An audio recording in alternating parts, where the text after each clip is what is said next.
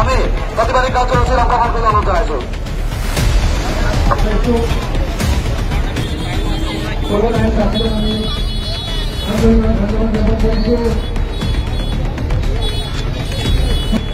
আমাৰ কীৰ্তিচিহ্নসমূহ য'ত বেল এখনমুক্ত হৈছে তাত বেল এখনমুক্ত কৰিব লাগে। আপোনালোকে জানে এই সম্মানসমূহ বেল এখনমুক্ত কৰি যমুনা উন্মুক্ত কৰিবৰ কাৰণে আমি আহ্বান জনাইছো। অকল বেল এখনমুক্ত কৰিব লাগে চৰকাৰক ভাবিব লাগে, কিন্তু আজি পৰ্যন্ত চৰকাৰে কিন্তু এই ক্ষেত্ৰত কোনো গুৰুত্ববান হোৱা নাই।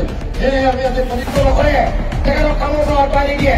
হাজাৰ হাজাৰ টকা লুণ্ঠন কৰি তেখেতে কণ্ট্ৰেক্টৰ বেছ কৰি ওচৰৰ মাটি বিক্ৰী কৰিছে, মাটি বেৰখনৰ সহায় সহযোগ কৰিছে, এখনো কাগজ তেখেতলোকে নিদিয়ে। গতিকে এই ষ্টেট আইকনিক হকিয়াই দিছো, এইটো এই সকিয়নি ইয়াৰ পিছত যদি তোমালোকে উপযুক্ত ব্যৱস্থা গ্ৰহণ নকৰা তেতিয়া বেৰ হল ভাঙি দিয়া হ'ব। আমি এই দুৰ্নীতিগ্ৰস্ত বিষয়া এই বিভাগৰ ৰাজপথৰ যি ব্যৱস্থা গ্ৰহণ কৰিব লাগে কামৰ দ্বাৰা আকোৱাৰ ব্যৱস্থা তাই মুক্তালা কৰিব। কাৰণ তোমালোকে জাতীয় সম্পদ বিক্ৰী কৰিছা, জাতীয় দায়িত্ব বুলি তোমালোকে বুজি দিছা, আৰু এই অসমীয়া জাতীয় সত্যবীজৰ প্ৰতীকৰ প্ৰতি তোমালোকে হেন চকু পেলাইছা বুলি ইয়াৰ সহ্য কৰা নহ'ব। এই কথা এই মঞ্চৰ পৰা আমি স্পষ্ট ঘোষণা কৰি দিছো। আৰু ইয়াত যি সংগ্ৰামী সতীৰ্থসকলে কৈছো আমি এটা ঘৰৰ প্ৰতিবাদৰ কাৰণে এই সম্পৰ্কে জাতীয় সম্পদ হিচাপে চৰকাৰে স্বীকৃতি দিব লাগিব।